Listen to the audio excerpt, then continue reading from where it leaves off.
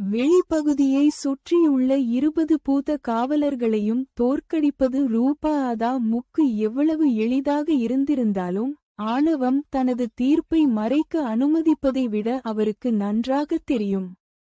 இன்று எச்சரிக்கையாக இருந்தார். இந்த நிலவரையை சுத்தம் செய்ய எத்தனை மிருகங்கள் உள்ளன, அவர் எதில் சிக்கிக் கொள்கிறார் என்பதற்கான துப்பு அவருக்கு கொடுக்கப்படலாம் என்ற நம்பிக்கையில் கேட்டார். இந்த தகவலை உங்களுக்கு வழங்க அனுமதிக்கப்படவில்லை. நீங்கள் தொடர்ந்து வேட்டையாடினால் அதை நீங்கள் கண்டுபிடிப்பீர்கள் என்ற பதில் அவரது கேள்வியை முற்றிலுமாகத் தவிர்த்து அமைப்புக்கு பதிலளித்தது. தரையின் மைய பகுதியை நோக்கி நடந்து செல்லும்போது மையத்தை நெருங்க மரங்கள் குறைந்து வருவதாக ஆட்டம் உணர்ந்தான். மையத்தில் ஒரு குழு அல்லது நாகரிகம் இருக்க வேண்டும் என்பதற்கான அறிகுறி இது என்ற சூழலில் ஏற்பட்ட மாற்றத்தைக் கண்டு அவர் ஊகித்தார். ஆனால் அது வெறும் யூகம் மட்டுமே, அவர் தொடர்ந்து கூறினார். கிட்டத்தட்ட 1 மணி நேரம் வேகமாக நடந்த பிறகு ஆதாம் ஒரு நாகரிகம் இருப்பதை கிட்டத்தட்ட உறுதியாக நம்பினான், ஏனெனில் அவன் தொடர்புகளின் சட்டங்களை கேட்டான். மேலும் தூரத்திலிருந்து அதிகமான கோப்லின் காவலர்களை பார்க்க முடிந்தது. தான் பார்த்ததைப் பற்றி அவருக்கு 2 மனங்கள் இருந்தன. வேட்டையாடுவதற்கு ஏராளமான மிருகங்கள் இருப்பதைக் கண்டு அவன் மகிழ்ச்சியடைந்தான். ஆனால் அவை அனைத்தும் ஒரு குழுவாக இருந்தால் அவசியம் தோற்கடிப்பது மிகவும் கடினமாக இருக்கும். இதை நினைத்து கொண்டு அவர் ஒரு மரத்தின் நின்று குறுக்கிடப்படுவதற்கு முன்பு ஒரு திட்டத்தை வகுத்து கொண்டு போகிறார். உங்கள் முதல் வேட்டையில் உங்களுக்கு 3 உயிர்கள் உள்ளன. அவற்றை உங்கள் முதல் வேட்டையில் பயன்படுத்தாவிட்டால் உங்கள் அடுத்தது வேட்டையில் அவற்றை பயன்படுத்த முடியாது என்று அவருக்கு அமைப்பு கூறியது. எல்லாவற்றிற்கும் மேலாக ஆதாமுக்கு அந்த அமைப்பின் மீது முழு நம்பிக்கை இருந்தது. வேறு வழி இல்லை. அது அவனை இங்கு கொண்டு வந்தது. சிறைச்சாலையில் அவனுடன் இருந்த ஒரே விஷயம் அதுதான். எனக்கு இப்போது பயன்படுத்த வேண்டிய 3 உயிர்கள் இருப்பது உண்மையானது. பொறுப்பற்ற முறையில் உள்ளே நுழைந்து ஸ்கவுட் செய்து முன்னேறுங்கள், உயிரை பயன்படுத்தலாம் என்று அவர் முடிவு செய்தார். ரூபாதாம் பேராசை கொண்டவனோ அல்லது சுயநலவாதியோ அல்ல. தனக்கு நெருக்கமானவர்களுக்கு மிகவும் தாராள மனப்பான்மை கொண்டவனோ. ஆனால் ஒரு வாய்ப்பையும் தவறவிட மாட்டான். அவர் திட்டமிடும்போது வலியைப் பற்றியும் மரணத்தை சந்திப்பது பற்றியும் மட்டுமே கடைசியாக யோசித்தார். மேலும் தனது அத்தையை காப்பாற்றுவது மற்றும் நிலவரை அமைப்பு அவருக்கு கொடுத்த வாய்ப்பை பயன்படுத்திக் கொள்வது பற்றி மட்டுமே சிந்திக்க முடிந்தது. பூதத்தளத்தின் மையத்தில் உள்ள எதையாவது நோக்கி ஏங்குவது போன்ற தவிர்க்க முடியாத உணர்வை அவர் உணர்ந்தார். அது அவரை அழைப்பது போல் தோன்றியது. சரக்குகளிலிருந்து தனது கிளப்பை விலக்கிக் கொண்டு நேராக மையத்தை பொறுப்பேற்ற முறையில் விரைந்தார். அதே நேரத்தில் இது எல்லாம் ஒரு விளையாட்டு என்றும் தனக்கு 3 உயிர்கள் இருப்பதாகவும் தனக்குள் திரும்பச் சொல்லிக் கொண்டார். அது முழுக்க மரத்தால் ஆன ஒரு பூத கிராமம் போல் தோன்றியது. அவர்களிடம் போதுமான அறிவு இல்லாவிட்டாலும் பெரிய மரச் சுவர்கள் இருந்தன. உள்ளே ஏதோ ஒன்றை பாதுகாப்பது போல் காவலர்களைச் சுற்றி நிறுத்தியிருந்தன. இப்போது கிராமத்திலிருந்து 100 மீட்டருக்குள் தான் செய்வது எவ்வளவு பைத்தியக்காரத்தனமானது என்பதை அவர் உணர்ந்தார். ஆனால் பாதியிலேயே நிறுத்துவதை விட அவருக்கு நன்றாகத் தெரியும். அந்த கிராமம் காட்டின் மையம் முழுவதையும் உள்ளடக்கியது. அதன் அளவைக் கொண்டு உள்ளே 100கணக்கான பூதங்கள் இருக்கலாம் என்று ஆடம் கருதினார். 4 கோப்லிங்கவாலர்களால் பாதுகாக்கப்பட்ட மரவாயில் வேகமாக சென்ற ரூபாதாம் தன்மீது நம்ப முடியாத அளவு அழுத்தம் இருப்பதை உணரத் தொடங்கினார். அவனை தொடர்ந்து வழிநடத்துவது அவனது அத்தையை காப்பாற்ற வேண்டும் என்ற உறுதிப்பாடு மட்டுமே. பூத காவலர்கள் தங்கள் தடிகளுடன் ஆதாமை நோக்கிச் செல்லும்போது கூச்சலிட்டனர். அந்த அலறல் சத்தம் கிராமத்திற்குள் இருந்த அருகிலுள்ள பூதங்களுக்கு எச்சரிக்கை விடுத்தது. அவை கிராமத்தை விட்டு வெளியேறின. இதைப் பார்த்து ஆதாம் பயந்தான். ஆனால் அவன் தன் மன உறுதியை இரும்பாக்கிக் கொண்டு தனக்கு 3 உயிர்கள் இருப்பதை மீண்டும் நினைவுபடுத்திக் கொண்டான். முடிந்தவரை சத்தமாக கத்திக்கொண்டே அருகில் இருந்த பூதக் காவலரின் தலையில் தனது தடியைச் சுழறி அவரை பின்னால் இருந்த பூதங்கள் மீது மோதச் செய்தார். மற்ற வகை பூதங்கள் கிராமத்திலிருந்து கூட்டமாக வெளியே வந்தன, சில தடி, மற்றவை பிட்களுடன் மற்றும் சில வெறும் கைகளுடன். ஆனால் அவை அனைத்தும் லெவல் 1 கண்டது ஆதாமுக்கு நம்பிக்கையை தந்தது. இந்த மாடி 0 விசித்திரமானது. அவர்கள் அனைவரும் கிராமத்திற்குள் எதையோ பாதுகாப்பது போல் தெரிகிறது. ஆயிரக்கணக்கான பூதங்கள் தன்னை நோக்கி வெறித்தனமாக தாக்குவதை ஆதாயம் பார்க்க முடிந்தது. மேலும் புத்திசாலித்தனம் மற்றும் வேகத்தில் இடைவெளி இருந்தபோதிலும் அதன் எண்ணிக்கையால் ஆதாம் திகைத்து போனான். அவன் தன் தடியை வெறித்தனமாக ஆட்டி அவர்களின் தலைகளை குறிவைத்தான். அவர்களில் பெரும் எண்ணிக்கையிலானவர்களை தோற்கடித்த பிறகு அவன் சோர்வடையத் தொடங்கினான். ஒரு பூதத்துடன் சண்டையிடும் போது மற்றொரு பூதம் ஆதாமின் மீது பாய்ந்து வெறி பிடித்த நாயைப் போல அவன் முதுகில் கடித்தது. ஆ என்று ஆதாமின் காயத்திலிருந்து இரத்தம் வெளியேறத் தொடங்கியபோது அவர் வலியால் கத்தினார்.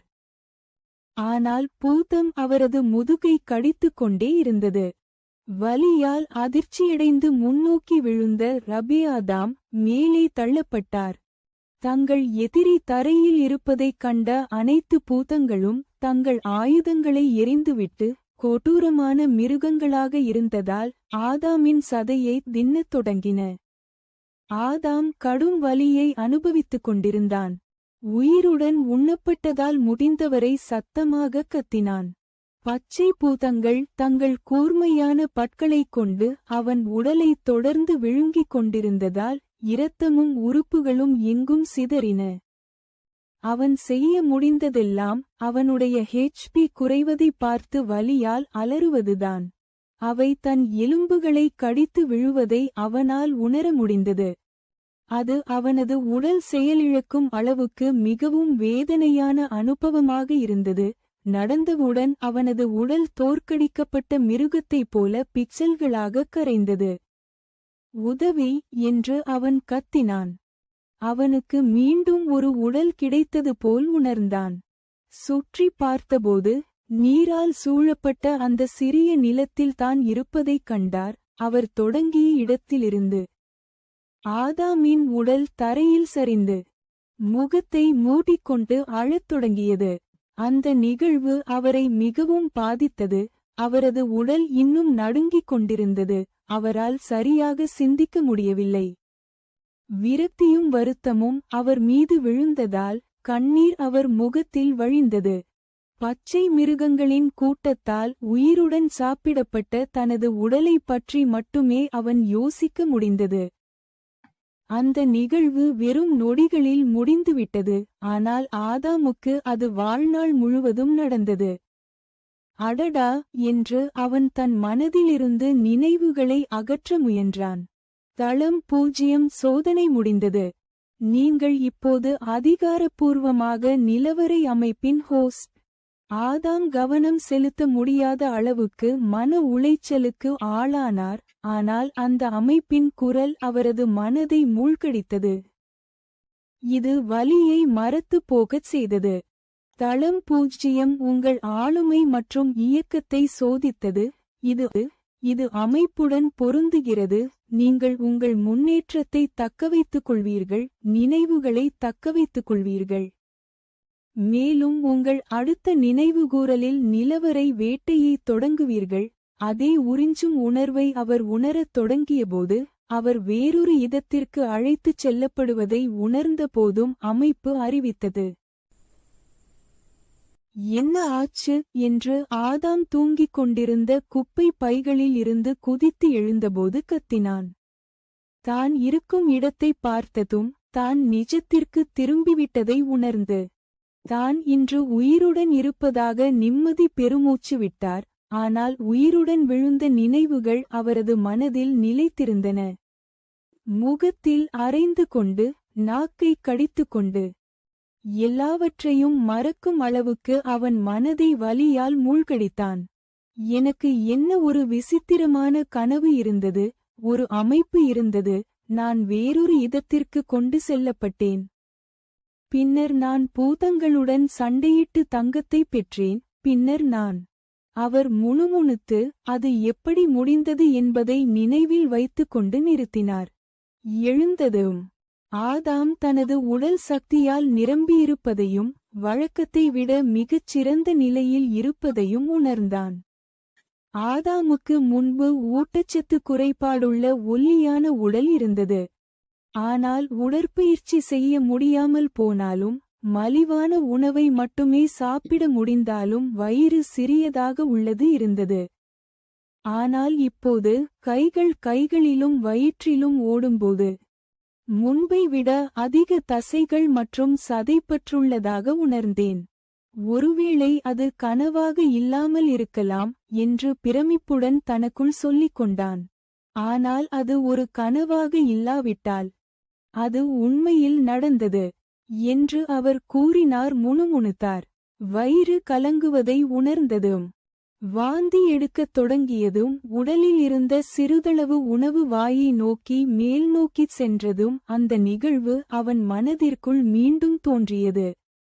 அந்தச் சந்து பாதையை கடந்து நடந்து சென்ற குடிமக்கள் கிழிந்த ஆடைகளுடன் வாந்தி எடுத்துக்கொண்டிருந்த அந்த இளைஞரை பார்த்து தலையை ஆட்டினர். அவர் குடிபோதையில் வீடற்றவர் என்று கருதி வெறுப்புணர்வை வெளிப்படுத்தினர்.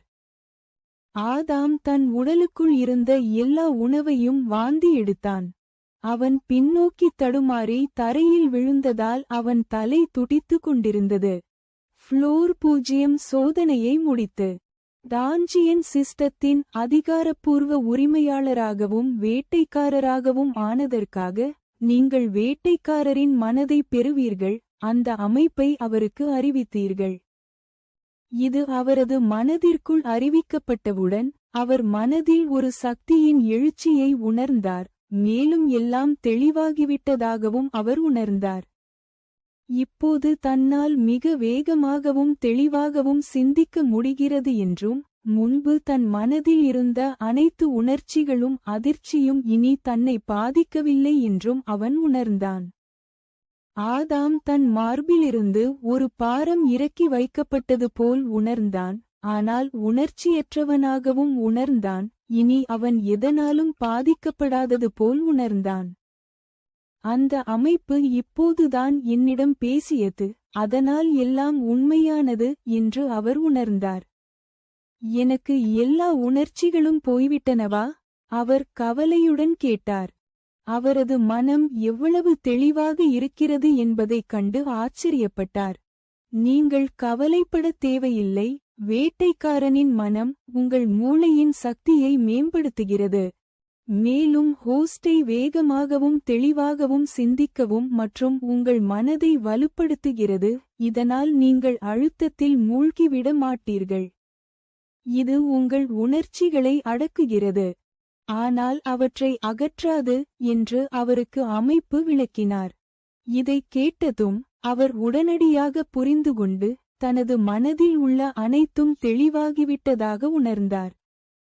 மேலும் அவருக்கு நடந்த சம்பவம் அவ்வளவு தாக்கத்தை ஏற்படுத்தவில்லை என்று அவர் உணர்ந்தார். நீண்ட கருப்பு முடியுடன் சாதாரணமான அமைதியான முகபாவனையுடன் அந்த இளைஞன் சந்து பாதையை விட்டு வெளியேறினான். இப்போது காலை 10 மணி ஆகிவிட்டது. புரூக்ளின் வீதிகள் பரபரப்பாகவும் மக்களால் நிரம்பியும் இருந்தன. அதே நேரத்தில் ஆட்டம் தனது கிழிந்த மற்றும் துர்நாற்றம் வீசும் ஆடைகளால் அழுக்கான தோற்றங்களை பெற்று கூட்டத்தின் வழியாக நடந்து சென்றார். ஆதாமுக்கு மற்றவர்களைப் பற்றி கவலை இல்லை. மேலும் நிலவரை அமைப்பில் நடந்த அனைத்தும் உண்மையானதா என்பதில் அதிக ஆர்வம் இருந்தது. சிஸ்டம், என்னுடைய 670 தங்க நாணயங்களையும் டாலர்களாக மாற்ற விரும்புகிறேன் என்று அவர் மனதிற்குள் சொல்லிக் கொண்டார். கையில் கொஞ்சம் பணம் கிடைக்கும் என்ற நம்பிக்கையில். உங்கள் கணக்கிற்கு $6700 மாற்றப்பட்டுள்ளன என்று அமைப்பு தெரிவித்துள்ளது. ஆதாம் மகிழ்ச்சியாகவும் உற்சாகமாகவும் இருந்தான். ஆனால் அவனது வேட்டைக்காரனின் மனம் அவனது உணர்ச்சிகள் அவனது மனநிலையை பாதிக்காதபடி செய்தது. மேலும் அவனிடம் தொலைபேசி இல்லாததால் ஏடிஎம்மில் சரிபார்க்க விரும்பினான். அருகிலுள்ள ஏடிஎம்க்கு நடந்து சென்ற அவர் தனது பையில் இருந்து தனது அட்டையை எடுத்து இயந்திரத்தில் வைத்தார். அவரது கணக்கில் $6720 பார்த்தபோது அவருக்கு ஒரு சிறிய புன்னகை வந்தது. தன்னை பார்த்து கொண்டு ஆதாம் கிழிந்த மற்றும் அழுக்கு ஆடைகளை அணிந்திருப்பதைக் கண்டான். இப்போது தூக்கத்திலேயே ஆயிரக்கணக்கில் சம்பாதிக்கக்கூடிய நம்ப முடியாத அமைப்பில். பணம் அவனுக்கு ஒரு பிரச்சினையாக இல்லை. பரபரப்பான புரூக்ளின் தெருக்களைச் சுற்றி பார்த்தபோது பில்லியனர் மேக்ஸ்வெல் குடும்பத்திற்குச் சொந்தமான மேக்ஸ்வெல் ஸ்போர்ட்ஸ்வேர் கடையை அவர் பார்த்தார். ஆனால் வாடகைக்கும் அத்தையின் மருத்துவச் செலவுகளுக்கும் எப்போதும் தனது பணத்தைச் செலவிட வேண்டியிருந்ததால் அவரால் அங்கிருந்து ஷாப்பிங் செய்ய வேண்டும் முடியவில்லை. அவர் பார்த்த புதியதாகத் தோன்றியது. மேலும் ஆதாமுக்கு மிகவும் கவர்ச்சிகரமானதாக இருந்தது. கடைசியில் தனக்கு வசதியான ஆடைகளை வாங்குவதற்கு போதுமான பணம் அவருக்கு இருந்தது. கடவையில் சாலையை கடந்து ஆட்டம் கடைக்குள் நடந்து சென்றார். துணிகளை தேடப் போகிறார். வழுக்கை தலை கொண்ட ஆண் பாதுகாப்பு காவலர் அவர் முன் நின்று அவரது பாதையை தடுத்தார். கருப்பு நிற உடை அணிந்த உயரமான பாதுகாப்பு காவலர் நீண்ட கருப்பு முடியுடன் கிழிந்த துர்நாற்றம் வீசும் பழைய ஆடைகளுடன் இருந்த அந்த மெலிந்த இளைஞனை பார்த்தார்.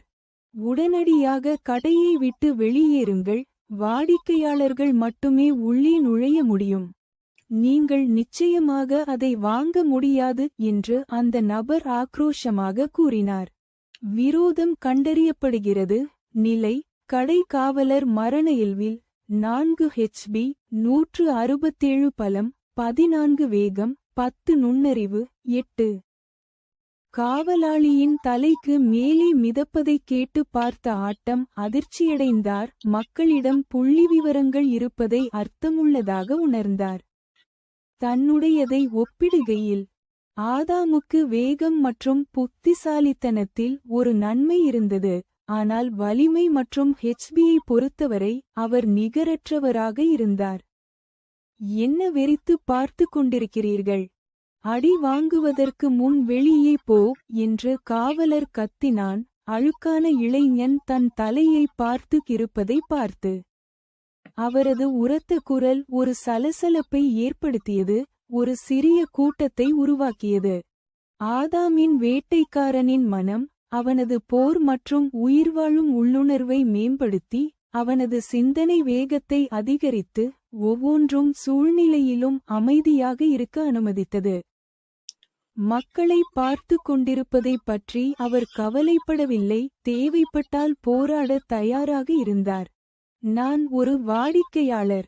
அதனால் நீங்கள் என் வழியிலிருந்து விலகிச் செல்ல முடியுமா என்று ஆட்டம் அமைதியான முகபாவத்துடன் கூறினார். ஆனால் அவரது கண்களில் கோபத்தின் மினுமினுப்பு இருந்தது.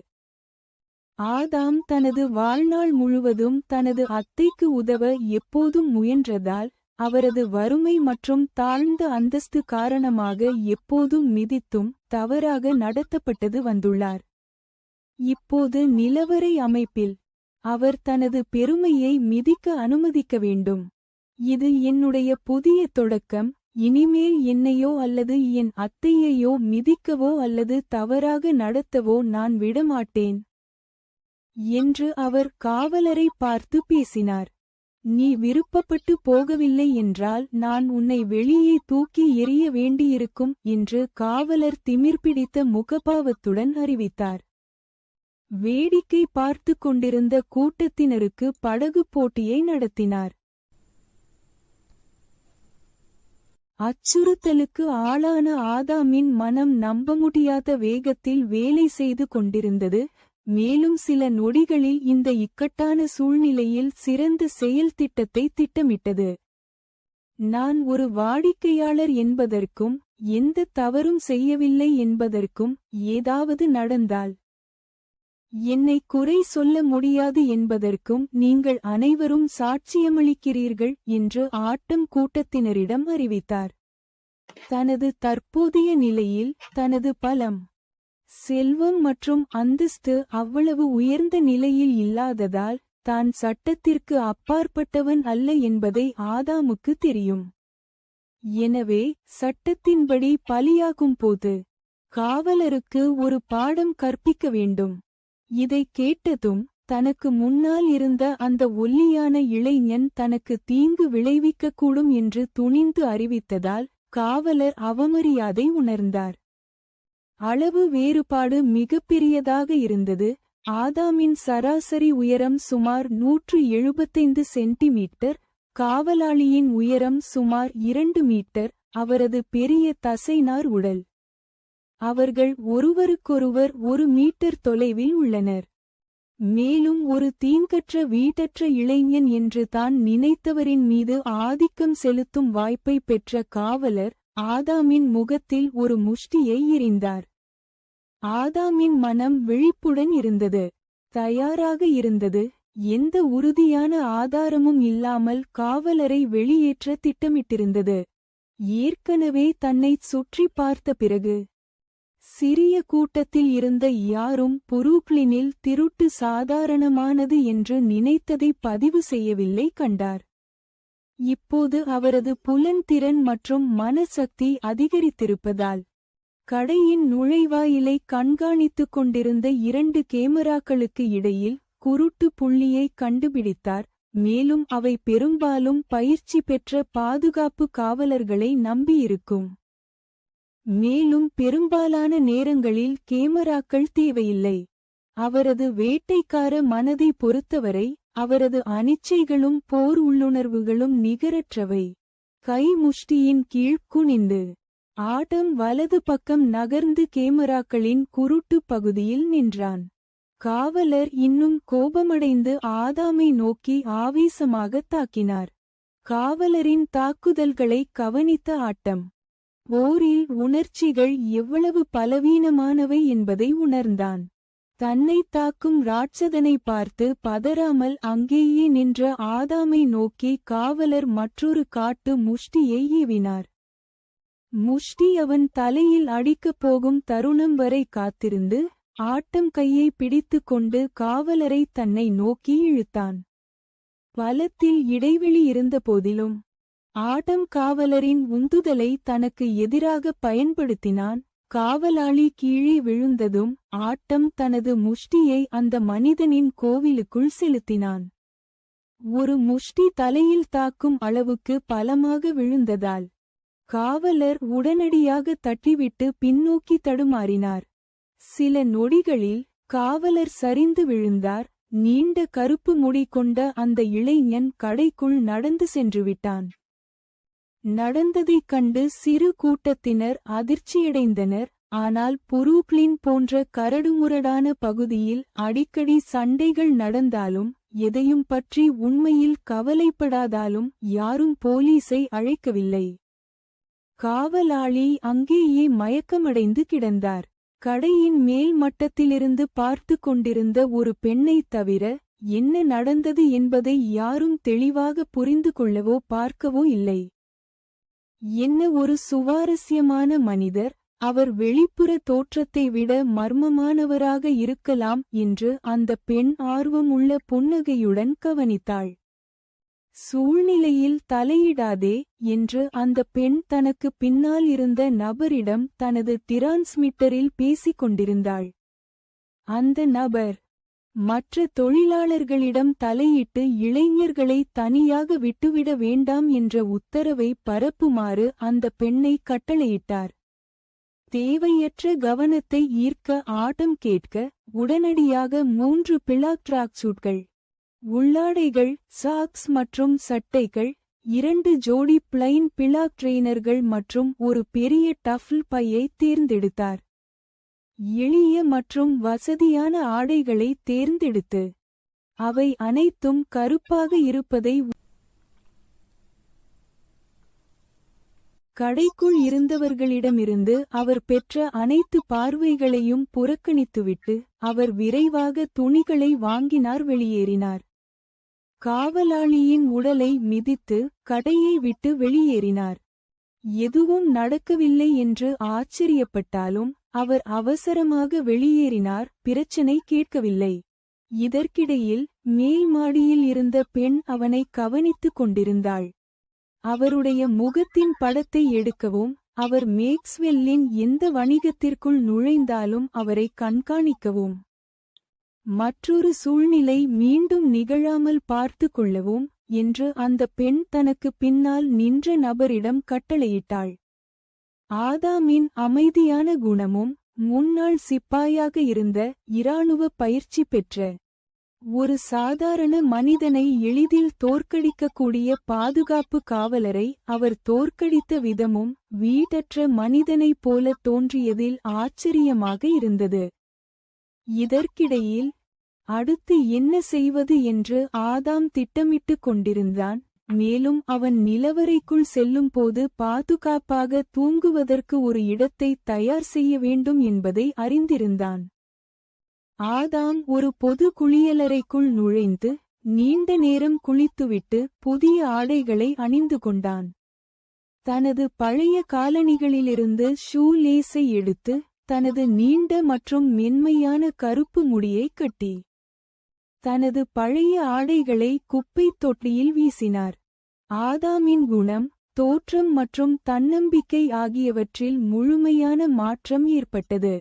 வீடற்ற, அழுக்கான, மரியாதையற்ற மற்றும் ஆரோக்கியமற்ற இளைஞனாக இருந்து இப்போது சாதாரண கருப்பு ட்ராக்சூட் மற்றும் அவரது மெல்லிய நீண்ட கருப்பு முடியுடன் நன்றாக பொருந்திய கருப்பு ட்ரெய்னர்களை அணிந்திருந்தார். இப்போது அமைதியான மற்றும் நம்பிக்கையான மனநிலையை கொண்டிருந்தார். கண்ணாடியில் தன்னை பார்த்து கொண்டிருக்கும்போது அவன் தோற்றத்தில் மகிழ்ச்சியடைந்தான். எல்லாம் அப்படியே இருந்தது. ஆனால் அவன் கண்கள் இப்போது சிவந்து அமைதியாக இருப்பதைத் தவிர சற்று மேம்பட்டது. கண் நிறத்தில் ஏற்பட்ட மாற்றம் அவரை திகைக்க வைக்கவில்லை. ஒட்டுமொத்தமாக அவர் சில $100 மட்டுமே செலவழித்திருந்தார். அவருக்கு தேவையானதைச் செலவு $6000 அதிகமாக இருந்தது. மேலும் அவர் ஒரே இரவில் தூக்கத்தில் அவ்வளவு பணத்தையும் சம்பாதித்துவிட்டார். நான் என்னை சரி செய்து கொண்டேன். இப்போது ஒரு தொலைபேசி வாங்கி வாழ்க்கை ஏற்பாட்டைச் செய்தேன். தான் தோற்றமளிப்பதால் தான் மிகவும் வித்தியாசமாக நடத்தப்பட்டதாகவும் பெண்களிடமிருந்து புன்னகை அல்லது ஆசை பார்வைகளை பெற்றதாகவும் அவர் கண்டறிந்தார். அதை அவர் புறக்கணித்து மக்கள் எவ்வளவு அப்பாவியாக இருக்கிறார்கள் என்பதை அவருக்கு உணர்த்தினார். வெப்பமான வானிலை இருந்தபோதிலும் ஆதாம் தனது தலைக்கவசத்தை உயர்த்திக் கொண்டு தன்னைச் சுற்றி மக்கள் இருப்பது ஒரு சுமையாகவும் தனக்கு தேவையில்லாத கூடுதல் பொறுப்பாகவும் உணர்ந்தான். வேட்டைக்காரனின் மனம் அவனை எந்த அளவுக்கு பாதித்ததோ அந்த அளவுக்கு அவன் செயல்பட்டான்.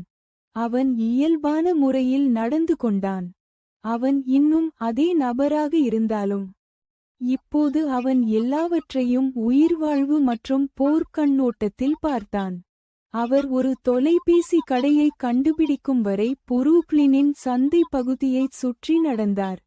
அவர் தொலைபேசி கடைக்குள் சென்றதும் முதல் பார்வையிலேயே கடை உரிமையாளர் தனது மேசைக்கு அடியில் இருந்த துப்பாக்கியை பிடித்துக்கொண்டு தனது கடையை பாதுகாக்க தயாராக இருந்தார். முகத்தை மூடியிருந்த கருப்பு உடையில் இருந்த இளைஞனால் அது கவனிக்கப்படாமல் போகவில்லை. ஆனால் அந்த மனிதனின் வெறித்தனமான வியர்வை கைக்குலுக்கல்களிலிருந்து தான் தீங்கு செய்ய நினைக்கவில்லை ஆதாம் அறிந்தான். ஆதாம் இப்போது போரில் சராசரியை விட அதிகமாக இருந்தபோதிலும் குண்டு துளைக்காத அல்லது தோட்டக்கலைகளை தவிர்க்கும் திறன் கொண்டவராக இல்லை அறிந்திருந்தார். தனக்கு எந்த தீய நோக்கமும் இல்லை என்பதைக் காட்ட தனது பேட்டை கழற்றியது பதற்றத்தை தணித்தது. ஏனெனில் அவர் ஒரு எளிய தொலைபேசியை தேர்ந்தெடுத்து தனது அட்டையை பயன்படுத்தி பணம் செலுத்திவிட்டு பின்னர் நேராக வெளியேறினார். பணத்தை மிச்சப்படுத்த வேண்டும் என்பதற்காக ஆட்டம் ஸ்மார்ட்போன் வாங்க வேண்டாம் என்று தேர்வு செய்தேன், ஆனால் 3 வருடங்களாக ஒன்றை பயன்படுத்தாததால் அதை பயன்படுத்தி தன்னை கண்காணிக்க முடியும் என்பதை உணர்ந்தான். மீண்டும் அவனது இயல்பான வேட்டைக்கார உள்ளுணர்வு அவனை கண்டுபிடிக்க முடியாத தொலைபேசியை தேர்ந்தெடுக்க வைத்தது. தனது பேட்டையை மீண்டும் அணிந்தபடி ஆட்டம் கிட்டத்தட்ட 1 மணி நேரம் அமைதியாக உள்ளூர் பகுதியில் தேடி, இறுதியாக தூரத்தில் ஒரு ரியல் எஸ்டேட் நிறுவனத்தை கண்டுபிடித்தார். Maxwell real estate. எனக்கு பிடித்த கடையைப் போலவே நான் மீண்டும் நிறுத்தப்படமாட்டேன் என்று நம்புவோம் என்று ஆட்டம் முணுமுணுத்துக் கொண்டு அதை நோக்கிச் சென்றார்.